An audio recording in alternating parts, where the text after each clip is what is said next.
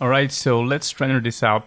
I might do another render later on, but I'm gonna consider still this as my final render. So, what you want to do is to use AOVs. AOVs are render passes, so I'm gonna use those render passes to rebuild my render inside of Nuke and to do a lot of adjustments. So, we can add a bunch of AOVs here, for example, the Z-depth pass, the diffuse lighting, emission, global illumination, the motion vector. We can also add the reflections, obviously, specular lighting. I don't think I will need the shadow pass. And what else? Now we have also here 3 different passes to rebuild our volumetric. So volume, fog, tint, lighting, and emission, and finally a world position. At this stage, I don't know if I'm gonna use all of them, but it's always better to have them. It might take a little bit of space on your hard drive, but okay, so you need to launch a render in order to see them. So I've done this here, and if you scroll here in the menu, well, you can see them. So we don't have much in the GI. So GI is basically the lighting that comes from your HDRI, I would say. We have volume passes, and finally our beauty as well. I'm gonna add another type of pass called the puzzle mat, and the puzzle mat is gonna give me the possibility to have masks, so I can make selections of certain materials or objects. So I'm gonna do an object ID here, and you have 3 different values: red, green, and blue. And what you want to do is, for example, for the red, assign the value 1, and then you will go into the attributes of your different objects and assign 1 if you want this object to have the material ID number 1, object ID number 1, sorry. So here I'm going to assign 1 for all my trees. So instead of choosing my instancer, I'm choosing the actual original proxies. And I go into the Redshift tab under Object ID and I type in 1. It's as simple as that. In green we can put 2. And I think for number 2 I'm going to choose my terrain. So my terrain will have the Object ID number 2. So if I do a quick render here, you will see what I'm talking about. Okay, so now if I scroll down here once again, you can see that my puzzle mat pass is visible. So I have my terrain that is green and my trees that are red. I would say the limitation of the puzzle mat is that you can only put 3 values, 3 IDs, because you only have 3 colors, but you can add as much puzzle mats as you want. Now, there is a more, I would say, advanced and more up-to-date way to do this, and it's to use the Cryptomat. But for the sake of this tutorial, I've chosen to keep the good old puzzle mat, because for the Cryptomat you actually need to install the Cryptomat plugin inside of Nuke. It's easy to do, but you know what? I thought I would just keep things simple for this tutorial, and puzzle mat will work just fine for what I want to do anyway. Another feature I want to use is the light group.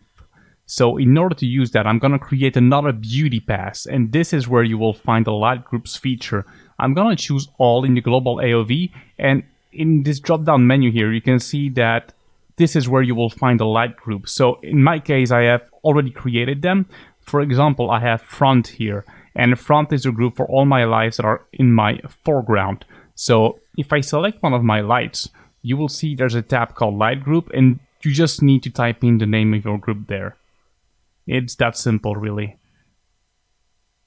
So you'll find it here under this tab. So if I render this now, you will see that I will have a pass in which there will only be the lights in my foreground.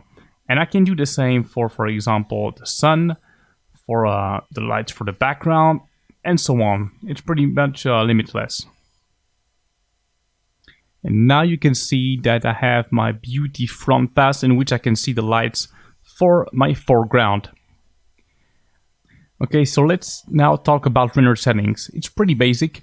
So I'm gonna put my primary and secondary engines to brute force. I'm gonna crank up a little bit the number of samples, the number of rays to 2048, something like that. And instead of tweaking my individual materials, the samples from each material and light, I'm gonna use overrides. And I'm gonna put 2048. I'm gonna crank up the volume one a little bit though, because when you're using volumes, they can get a little bit noisy. And when it comes to the unified sampling, I'm gonna put something like 1024 to max and 64 as minimum. And if you want to use this properly, really take advantage of the unified sampling, the max samples needs to be lower than the samples you use in your materials. Like for example, I have 2048 in all my overrides and I have 1024 in my max samples in the unified sampling. So make sure you're rendering the right frame range. So in my case, 1 to 350. So I've made the shot a little bit longer, as I said, because the camera was a bit too fast, I thought.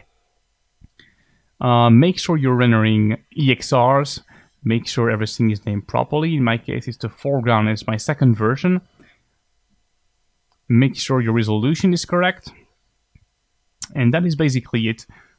Make sure also everything is visible in your scene. What you want to do is do a bunch of test renders from a few different frames. For example, frame number 1, 25, 50. Just a quick IPR should do the trick.